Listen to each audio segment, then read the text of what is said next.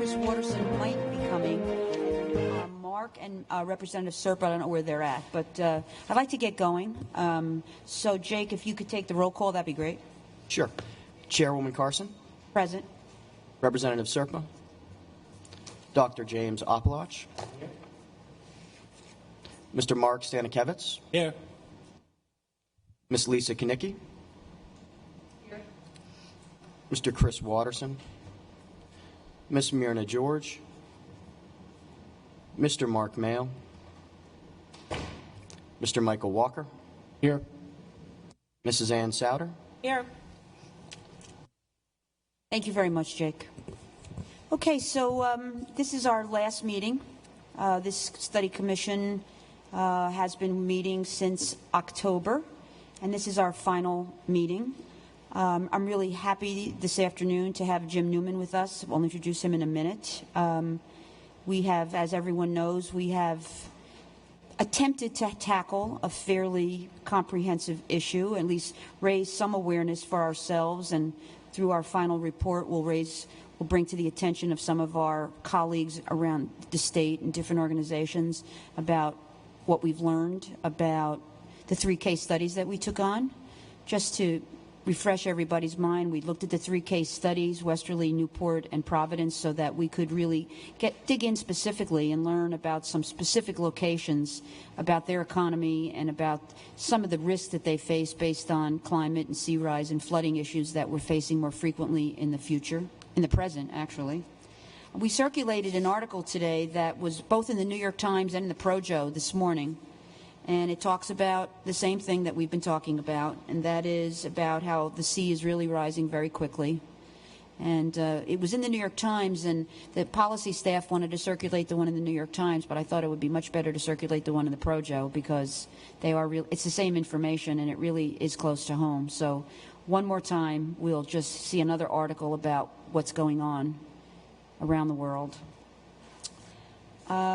Today's agenda, what I'd like to do is have Jim speak first, and then I'd like to spend maybe about a half an hour just having an open conversation here amongst ourselves about the things that we've learned. Most of you have turned in your comments. I want to thank you very much for that.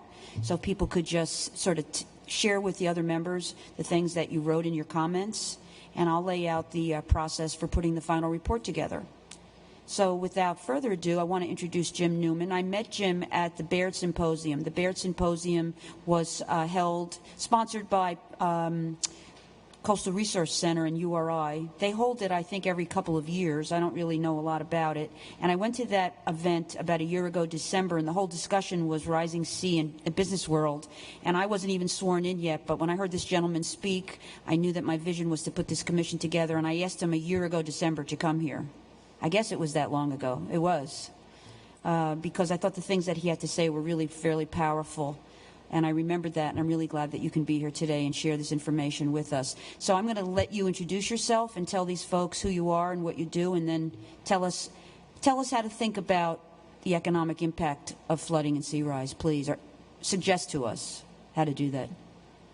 Okay, very good. Thank you. This is working okay? Great. It's very nice to be here, Representative Carson. And yes, in a weak moment, I said, yes, I'd come. It's nice to see some familiar faces. Lisa Knickie, I remember your story very well, was also quite powerful. As Representative Carson said, I'm a consultant. I work in Cambridge for a firm called Industrial Economics. And I think relevant to this issue, there are 2 credentials I wanted to mention. One is I was involved as a lead author with the United Nations Intergovernmental Panel on Climate Change, a chapter in that report called the Economics of Adaptation. But I was also a little closer to home, one of the lead authors on the recent National Climate Assessment, which was published in 2014. And there's a chapter in there on coastal issues. And the main purpose of that particular chapter was to try to sound an alarm, a little bit like you're trying to do here, Representative Carson, about the economic effects of sea level rise and what the risks are of ignoring it. So I'm going to touch on those things a little bit in my presentation here. I want to provide a little bit of a national and international perspective because I also do work internationally with the World Bank on this issue. But mainly what I'd like to get across to you is a couple of ideas for how to take some of the things you've learned. I've looked at some of the video of the presentations that you've seen so far. Take some of that and turn it into action. I'm not just a researcher, I'm a consultant, which means I'm very much an action sort of person. So this is the overview and main messages of what I had said to catch Representative Carson's attention back in December 2014 at the Baird Symposium. When I'm done, I hope that you'll agree that I think that there are useful lessons from some of the new efforts that are being conducted now to explore the economic implications of adaptation to coastal risks.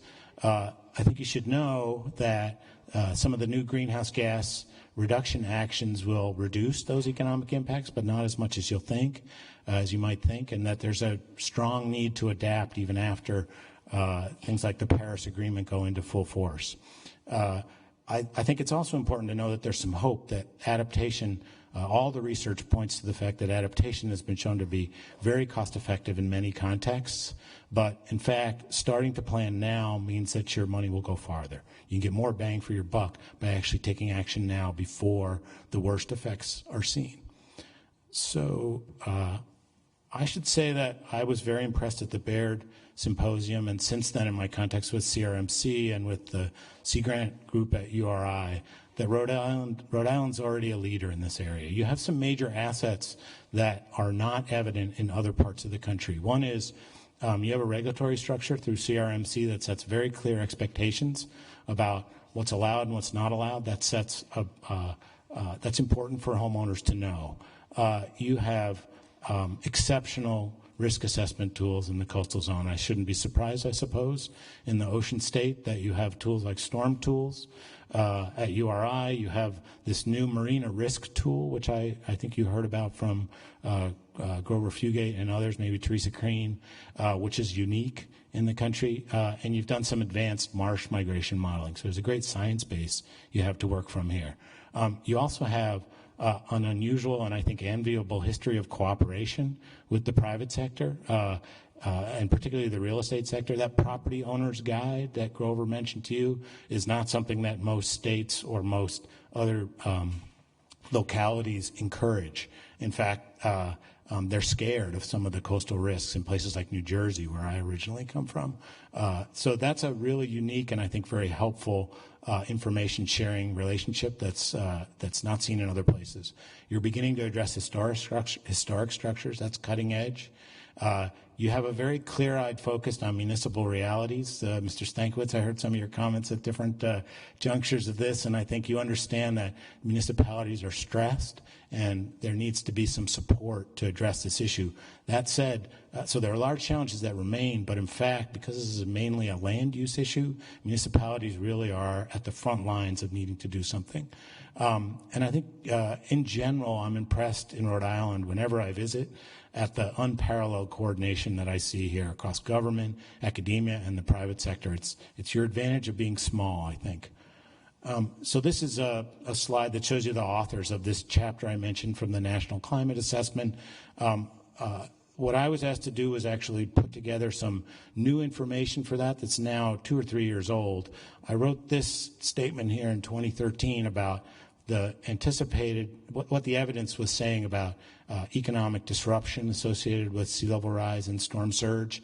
And essentially, I look back at this and say, everybody knows this. It's like that Geico commercial now, right? This is not news to anyone anymore, particularly not in Rhode Island, that there are nationally important assets that are at risk from this particular threat.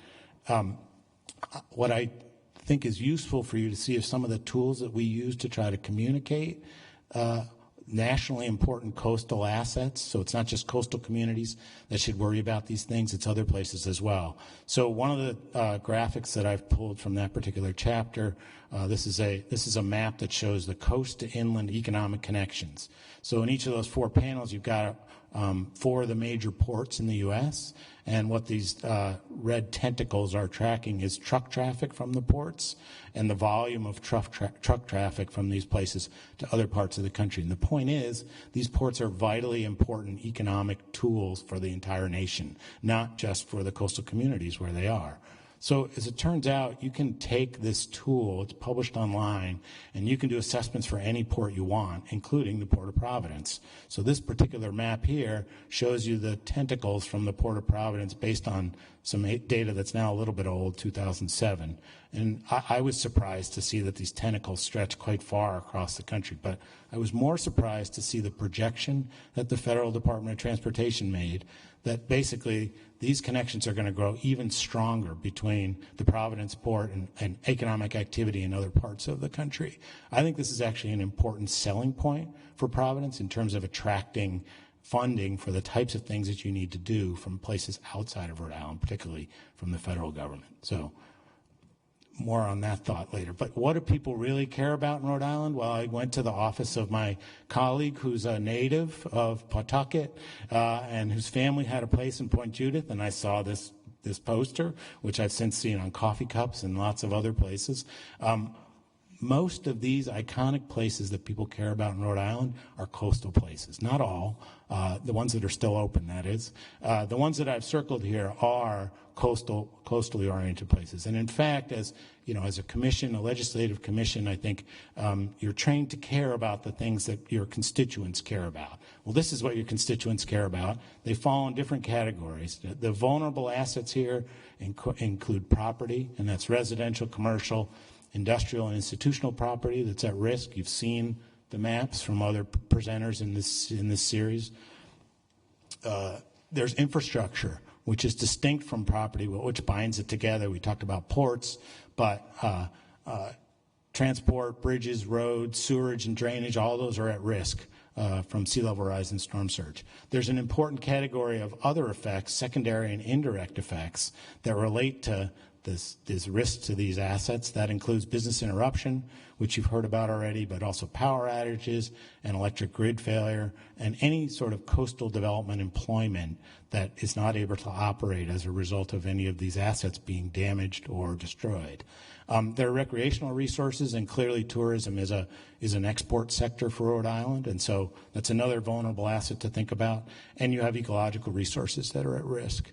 So there are tools to actually assess these resources, and you've heard about some of the assessments that have been conducted so far. My firm and my research is focused on understanding what are the economic impacts of these sorts of risks. And so this is a map of some runs we did for Rhode Island. Now, this is the map on the left shows the areas that are at risk of sea level rise under a scenario of about 1.2 meters, so about 4 feet of sea level rise by 2100, which is now, according to these articles, now considered kind of low. So it actually doesn't look so bad on the left there, but that's because we didn't incorporate the effects of storm surge.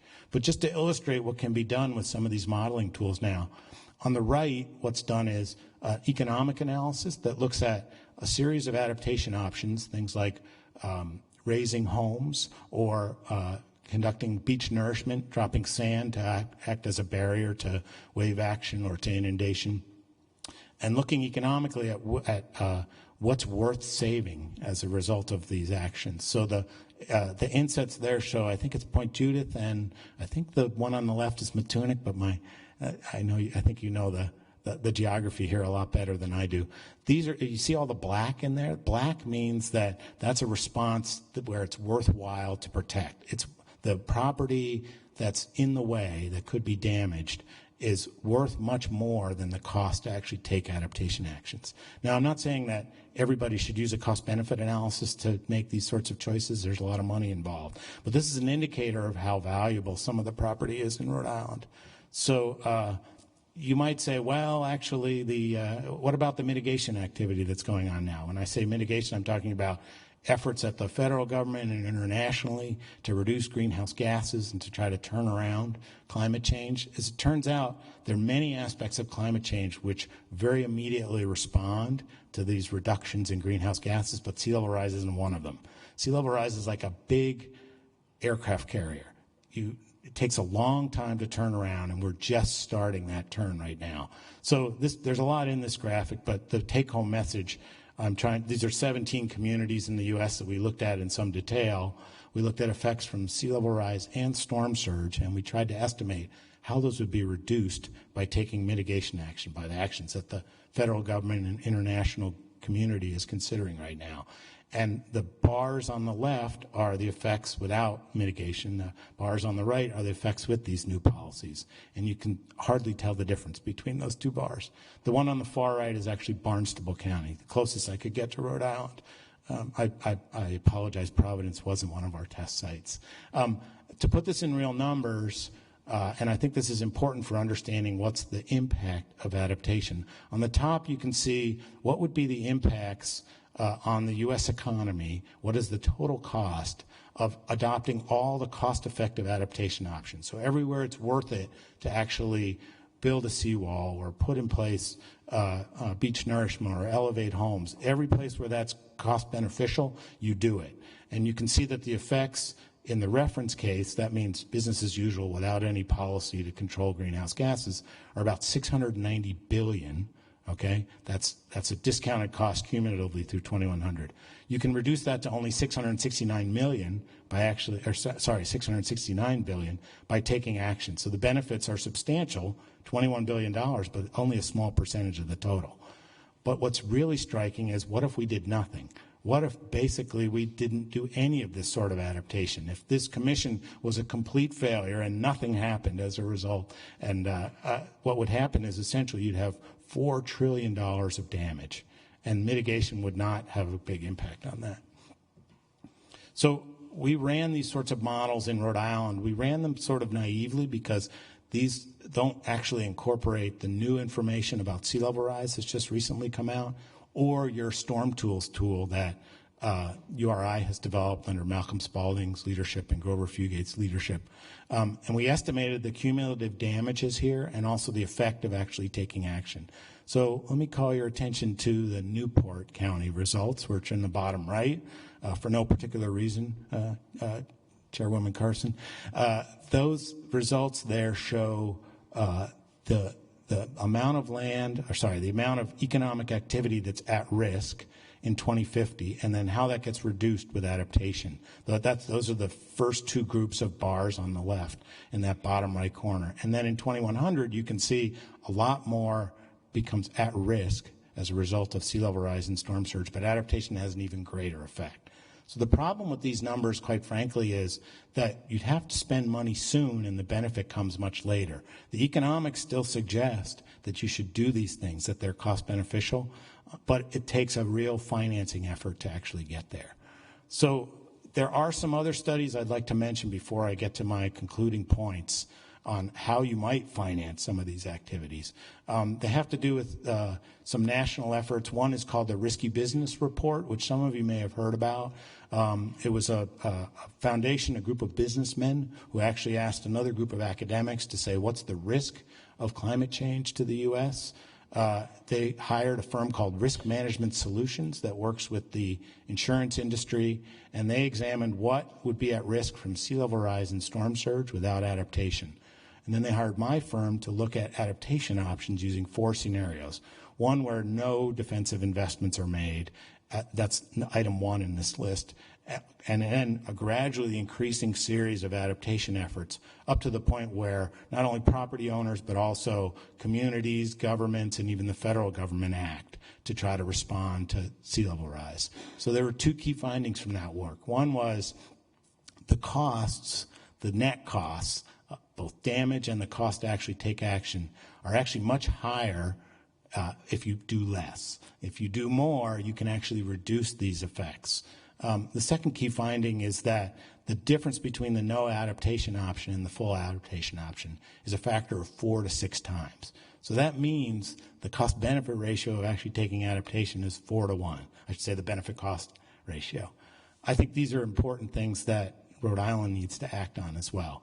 There are also, and I heard this mentioned a couple times, that there were some questions about this in your prior assessments, there are also some folks who put forward really big plans. So this is a plan that was analyzed in the journal Science to actually, it's called Shoreline Reduction or Shoreline Minimization. What it basically means is blocking off the harbor in New York. What that does is you have a short line between Long Island and New Jersey, between Sandy Hook and Long Island, instead of a whole complicated coastline. In the process, you minimize risk. But these are huge engineering projects.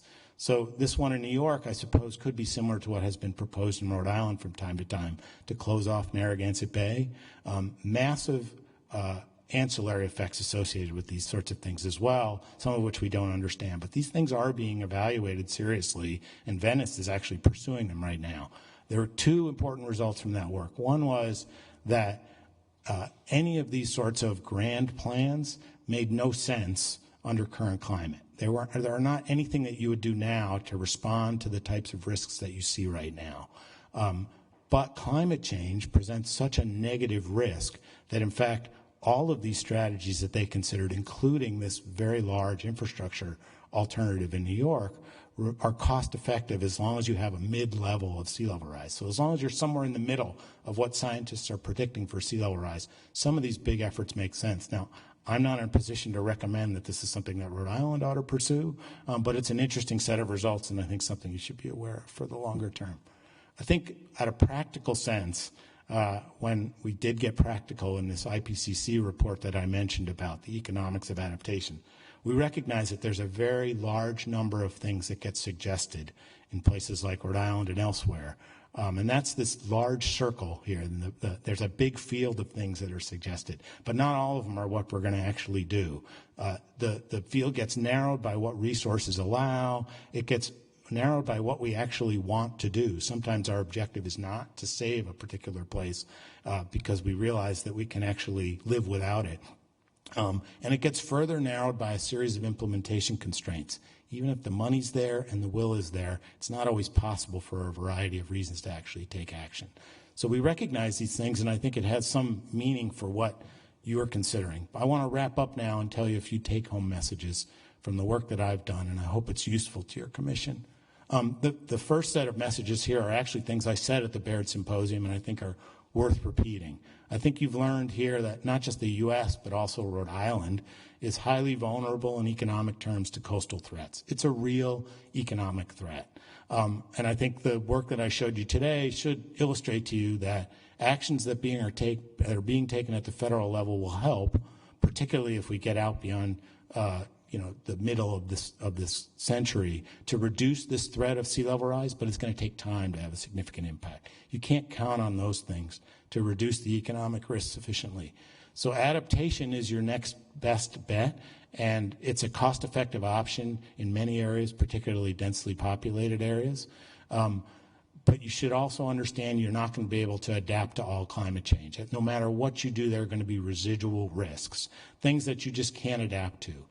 There are now, right? You have storms, you have sea level rise going on now, you have flooding going on now. Some of those things will still remain, even if you take the most aggressive adaptation action. And it's worth knowing that. But the sooner you start, the better off you'll be. It's less expensive to move early on these things than to suffer the damages and then wait to take action. It'll be harder to take action and more expensive. So I want to leave you with three other sets of points here that build on this theme that Rhode Island's a leader, but staying in place will mean you're not a leader anymore. I think there are a few things I want to recommend that are needed next. The first is I think you have to think a little bit about the philosophy of resilience that you want to pursue in Rhode Island. Does every property and business need to be resilient? In which case, there's no place that won't be defended from this coastal risk?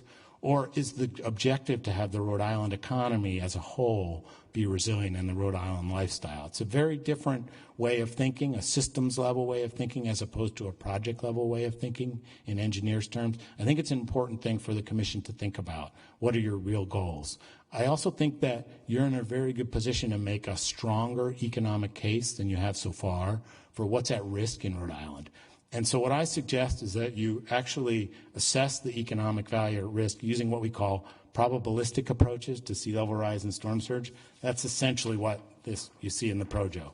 That new set of research allows you to actually do some what are sophisticated scientific analyses that are nonetheless understandable to folks, because you don't have 4 or 5 or 6 different scenarios about what might happen in the future. Instead, you're saying this is the most likely outcome. I think that there are tools that you can employ to estimate some of the indirect effects as well. The models that I showed you don't do that yet, but we're in the process now of working with the town of Somerville, Massachusetts, which is right over the line from Cambridge, where I live, to actually apply what's called regional economic modeling to identify some of the employment and tax and other effects that are associated with these assets being at risk. And those are the sorts of things that resonate well with constituents and lead to action. I think you may be in a position to estimate business interruption losses. It's a tricky thing. There are folks like Risk Management Solutions and others in the insurance industry. It's not something that I do, who actually understand these things because they get claims. Now, not every business interruption is covered by insurance, but the ones that are provide some important data to work with. So there may be something you can do there on a research front. And I also think it would be helpful for you to do some assessment of adaptation potential and feasibility. From what I understand, Teresa Crane's already doing some of that in North Kingston, and that's great. But I think doing some of that assessment with an economic focus, I think, is really important to decide where Rhode Island wants to focus its resources. I think you could use the results of an effort like this to make a more compelling case to bring in other money to Rhode Island. So I showed you how the port is important to the rest of the country as well. Those are the sorts of cases that I think can be made with federal, whoops, I went too fast here. How do I go back? There we go. I think that there's a report here. This is where I was, and what I wanted to do was tell you that there's a report that was done in the Gulf Coast area. It was funded mainly by electric utilities, working with Swiss Re, which is a reinsurance company that's very concerned about their exposure to these sorts of risks. I can provide a copy to the commission if you like. This is basically a case for action, and it's made in a very compelling way, using economic terms that any business person would understand. Jobs at risk, economic activity at risk. They ended up with a whole suite of options for adaptation, and they did a benefit cost analysis. The items on the left were items that they determined had very good payoff in terms of the investment required in order to reduce the future exposure. The items on the right were things that they looked at and found these are too expensive for us to pursue, maybe at another time. But they essentially used economics to develop priorities, and I think a report like this could be useful for Rhode Island. 2 other thoughts, and then I'll conclude. I think it's important, and I was actually surprised that you hadn't heard already from the insurance industry here, because I think there are some complicated insurance issues in a coastal state like Rhode Island that are at least worth your consideration.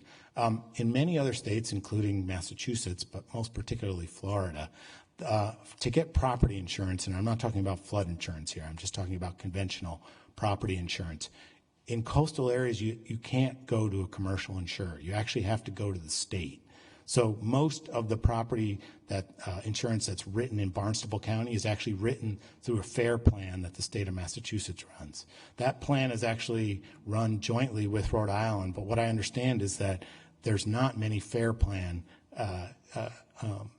policies written in Rhode Island. Nonetheless, you will likely see, if you haven't already, a key issue that involves the tension between trying to protect homeowners from rising insurance rates, because no one wants to pay more for insurance, versus actually using insurance to tell people that they're at risk and therefore that they need to take action. So I'm an economist, right? I'm a bloodless economist who likes to use the market and likes to provide incentives to people through money. But that incentive actually sends an important signal to folks that it's time to actually do something. But this is a difficult issue. I don't say that I have the answers. Another thing you need to consider, I think, is the flood component, the National Flood Insurance Protection Program. The state could play a role following up on Grover Fugate's suggestion to amortize the improvements of properties over time. then and he's actually a better resource for that question than I would be. But there may also be an opportunity for the state to actually provide financing to municipalities who undertake what's called a community rating system. So basically, if you reduce floods in a community, you can actually reduce the premiums that everyone in that community pays for their flood insurance. So it's worth looking at. I also think, and this is something I learned very directly from Lisa Kanicki, business continuity and interruption is often not covered by insurance. So is it possible that the state can set up a revolving fund for financing in some of these cases and potentially provide staff and maybe even expedited permitting during these crisis response periods? So the last slide I have here is about financing. I'm not a finance expert, but as it turns out, a partner of mine in my company is and actually lives in Providence. And she suggested to me that actually in any location, there are three things that could happen that would affect how you think about financing. One is the business as usual. That's the option one here. Essentially, if you do nothing, what will happen is you'll continue to suffer damages from storms, businesses and individuals will. It'll likely lead to insurance payouts, and that'll lead to the rates escalating. And as a result, there's a risk that some of the coastal dependent businesses can fail. And that could lead to possible disinvestment from the coast. This may be okay in certain places. It may not be feasible to do anything in some places that are at extraordinarily high risk, but it's not broadly acceptable. A second option would be to seek a quick fix. That would perhaps allow building of protective capital like seawalls in certain places. The problem with that is it's very expensive. It'll draw productive capital out of the economy, and that's not a useful thing. And it can actually ruin the coastal amenity. If you've ever seen places with seawalls, there's no beach there. You actually, and it's an eyesore. I think Rhode Island's been very forward-looking in understanding that this is not only expensive and infeasible in many locations, but that it is an eyesore, that you can destroy the amenity. It nonetheless might be necessary in some places like North Kingston, which may not have another option. But finally, I think Rhode Island might be a place where some experimentation could happen to harness this realization that there's real economic risk here and use it as a flow for actually financing something that happens now and has long-term benefits. It may involve things like special tax districts and special tax assessments, which I know are already done in certain parts of Rhode Island, like Cranston. It would facilitate a joint public-private activity to actually take action to protect residents from these risks. And it could make positive improvements to increase community resilience. The problem is this is really at what I call the bleeding edge right now. Not just the cutting edge, but the bleeding edge, which means nobody's done it yet. So the first people who do it are going to be the ones that learn the tough lessons. This is a difficult approach because there can be winners and losers, but Rhode Island might be one of the places where actually you have the conditions that are in place to carefully consider a pilot of this sort. So I'll stop there. I hope I haven't used too much of your time here and leave you some chance to ask questions. Thanks. Thank you very much. That was a very useful wrap-up for those folks that have been following the work of this commission. I hope that you feel that that really did wrap things up. Are there any questions from anyone on the commission? Lisa? The coast-to-coast map that showed the tentacles out of the Providence port that was produced in 2007, which agency or organization produced that, and are there plans to update that data, and if so, when? The agency that produced it is the Federal Department of Transportation. Okay. This is actually available on a web-accessible tool. It's one of these posted sort of GIS tools, and you can do lots of other things with these data than I've done here. I am not sure whether it's been updated from 2007. The last time I looked at it was actually 2012, so it's been a little while. It could be something that could very easily be updated now. The projections I know continue to be made, though, and I think are quite helpful and kind of unique. And then my second question that I had, you mentioned that in Rhode Island there were not many of the plans issued in terms of the FAIR plans. Mm-hmm. And I guess my question is, what do you attribute that to?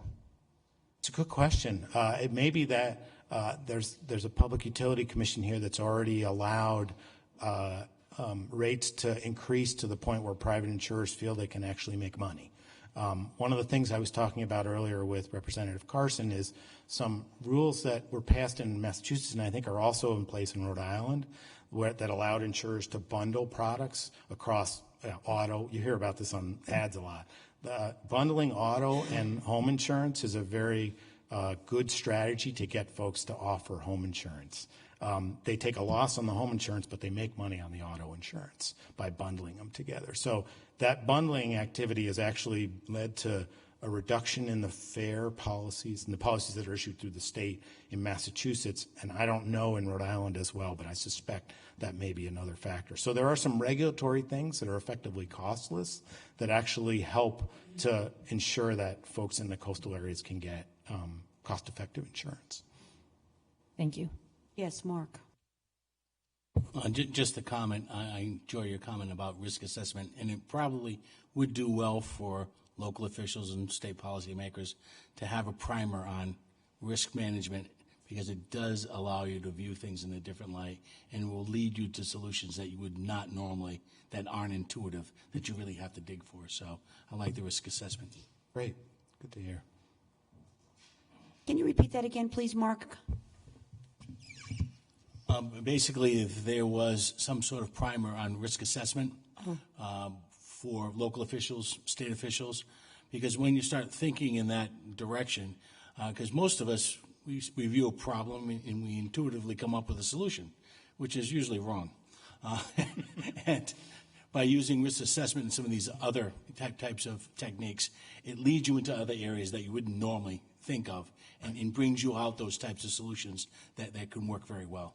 I think what you're saying is there's often officials, some of which have a great deal of experience, rely on conventional wisdom to actually solve some of these problems, when in fact there's some analysis that can be done that's really straightforward, a different way of thinking that can actually open up some new doors that you might not have considered. It's a good thought. Sure, Jim.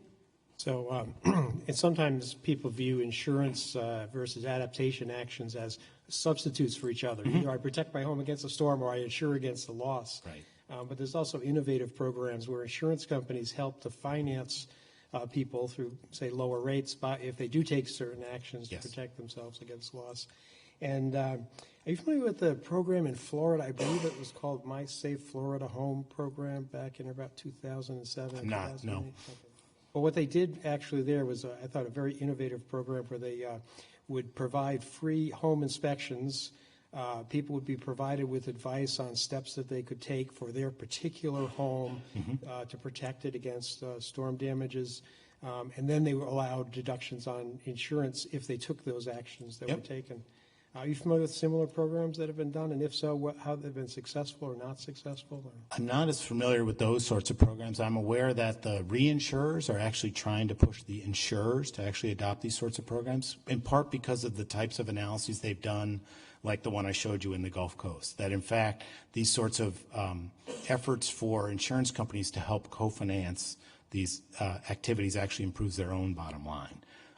The one thing I want to caution about with Florida, however, is I think they're actually one of the poster children for what you don't want to do with your fair insurance program. Most of the coastal homeowners in Florida actually get their insurance through the state because the Public Utility Commission has chosen to shield them from increases, which ought to be substantial because Florida is at greater risk than most any place in the U.S. So that's one of the reasons I mentioned the FAIR program here in Rhode Island. You're not in trouble yet, but I hope you don't follow the Florida example on that front. What you've described is a program where I think actually could be quite effective in Rhode Island if it's not already being pursued. Yeah. Do you know why the insurance companies, the reinsurers are pushing insurance companies to adopt these types of innovative programs, but the insurers have been resistant? Do you know why? I believe it has to do with capital constraints, that essentially in order to these programs are things that make economic sense over a 10 or 20 year time frame, and the reinsurers have that sort of time frame because they're looking across huge blocks of risk pools. The insurers tend not to have that long a time frame, and also it's difficult for them to raise capital for something like that. The return needs to be very high for them to pursue a capital program like that. I imagine in Florida the return was very high because the risk was so high. You'd have the same kind of thing looking across space as well. You may be losing in one area, but you gain in another areas. Right. Right. Well, and of course, that's the basis of insurance, as you know, right, is to spread risk and to have risk pools. Well, my question is actually for you, Jim. The comment that you just made is an idea that I've been toying with. Many people may know that we have the RISE Energy program in the state, which is funded through some charges on our utility bills where they go in. In fact, they're coming to my house tomorrow, as a matter of fact, to do some work in my house. And they come in and they do some work to evaluate your energy efficiency. And I've been toying with the idea with my colleague, Meg Kurz, in the audience about a similar kind of a program for flooding. What was the name of the program you mentioned in Florida? I believe it's called My Safe Florida Home, and they instituted it in around 2007. It only was around for a year or two, and they ran out of money, and they said, well, that was a success. They wiped their hands, and they all went How do you home. know how it was funded? Through state dollars, I believe. Because I know in my neighborhood in the Point, which is where we heard our last set of presentations, I'm sure there were homeowners in my neighborhood and in the Fifth Ward of Newport that would call these folks in. You know, there are some simple remedial things that could be done, the way the landscape is around the house, moving utilities upstairs. There's a variety of steps that could be taken in homes that would minimize damage. And I don't know if this will come, and they may actually be some of the recommendations that I make when I write my own notes about this commission. And that does then encourage and require a conversation with the insurance community, which we did not get to in this commission, but that's certainly an area worth looking at. Thank you for bringing that up. As I understand it, the way it worked in Florida is if you were low income, you could get a free inspection of your home, and that's what the state basically was paying for. And if you were medium or higher income, then you would be. It was on a scale. Yeah, you'd pay some amount, and it was, fairly a few $100s or something like that, which, is Yeah, these are very usually opportunities that have great economic benefit, but there's some initial barrier that prevents people from pursuing it. So if you can get past that, and if you can identify what the barrier is and then get past it. Exactly. We need to identify what the barriers are and then what kinds of actions can be taken to overcome those barriers. And you're right to draw the parallel to energy efficiency. These are situations where this is actually worthwhile. It's an economic payoff for That's right. homeowners, but they don't recognize that it is so, and so that you push them in that direction. Lisa, is that something that people in Westerly would be interested in?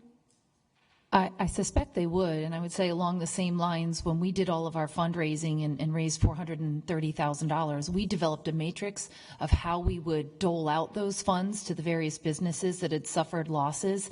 And we gave credit, much the way an insurance company would, for those that took measures to protect themselves. When they rebuilt?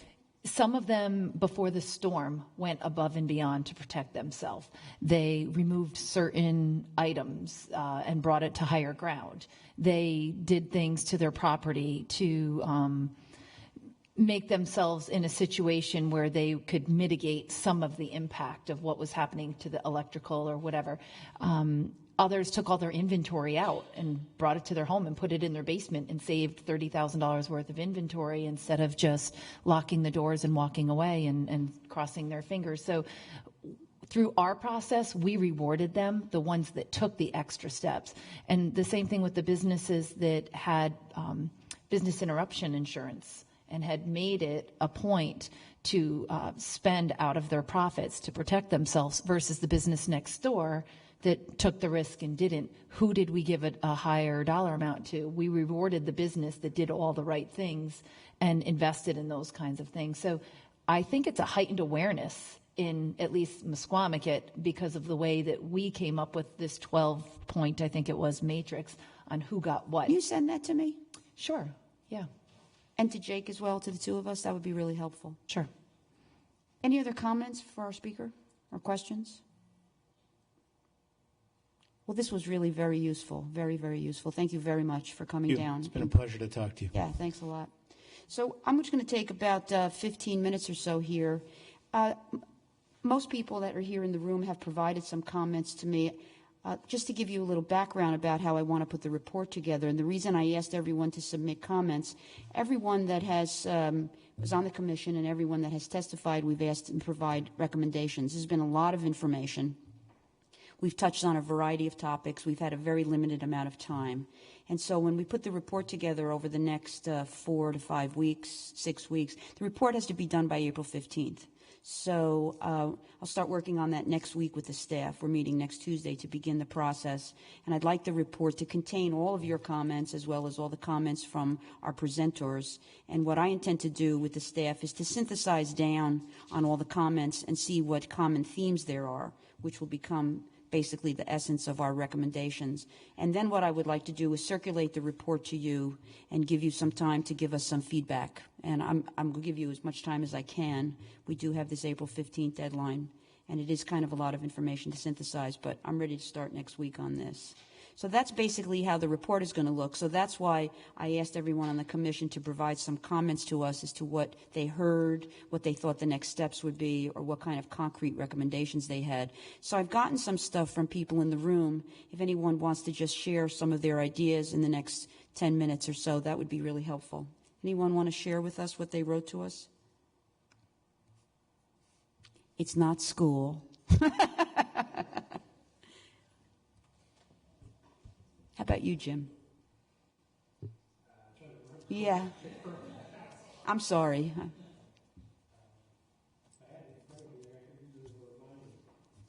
one of the issues I talked about, I remember, was the hurricane barrier and the question of whether it's been, they've looked at the question of if you close a hurricane barrier, what are the implications for flooding within Providence versus outside of the hurricane barrier of the port and the sewage treatment plant.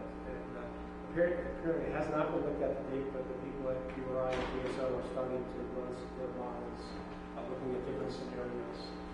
So one of the issues, I'm sorry. One of the issues there is rainfall. So you have the rain coming down the river and backing up behind the barrier.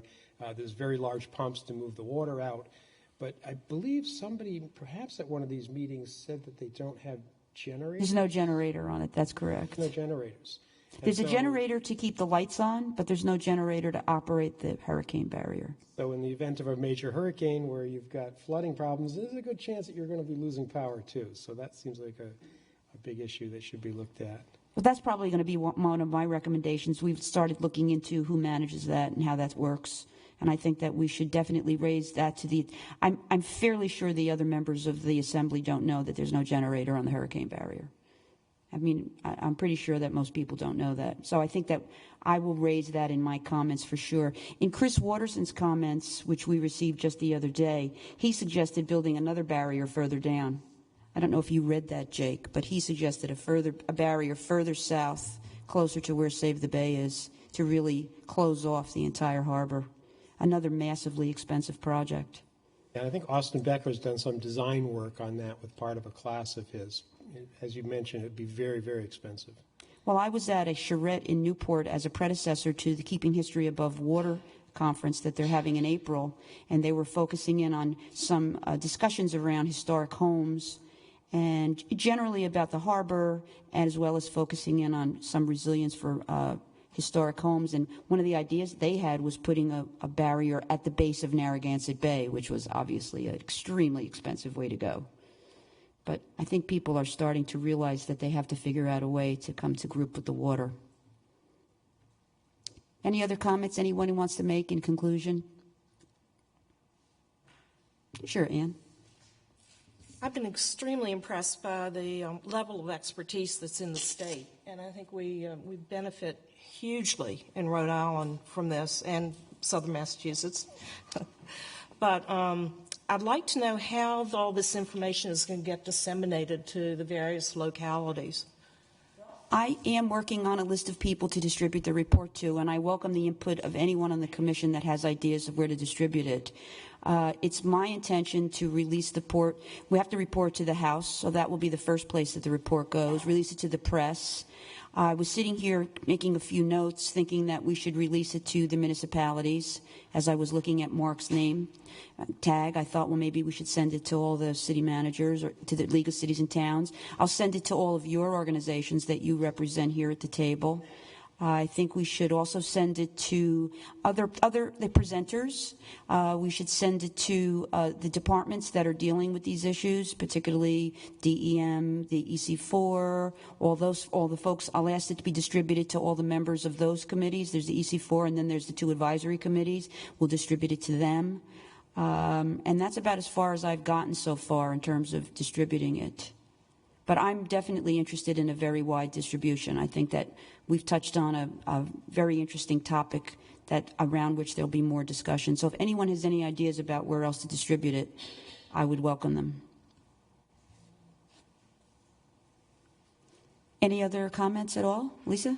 I would just say that U.S. Senator Sheldon Whitehouse came to visit me about a week ago at the chamber and was inquiring about Westerly's most recent initiatives to deal with all of these issues that we've been talking about. And circulating a report at that level would be great, because there is some federal funding that might be available to support some of the initiatives that come out of this commission ultimately.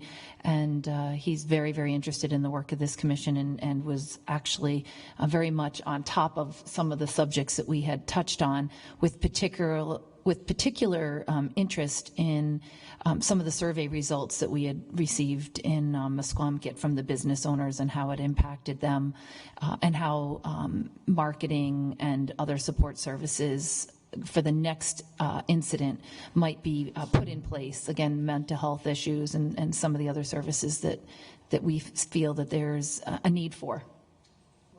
That's a great idea, and you gave me another idea sitting here. Maybe some of us should go meet with some members of the congressional delegation when the report is done over the summer, and sit down with their staff and just make sure that we really brief them on what we experienced. So that's a great idea, Lisa. Thank you very much. We could go meet with White House's staff and share the report and see where we could go with these kinds of ideas. Thank you very much. Any other comments? Well, I'd like to say thank you to everyone for participating in this commission. Thank you for giving your time to this commission, to the state, to really explore these ideas. It's been a real pleasure working with all of you. As I said, you will hear from me with the draft report in about 6 weeks. And I encourage you to be advocates for the information that we have learned here, and share it with your colleagues. I thank you very, very much for serving with us and giving us your time. And I'll entertain a motion to adjourn. Thank you all. Have a good day. Everybody have a good day.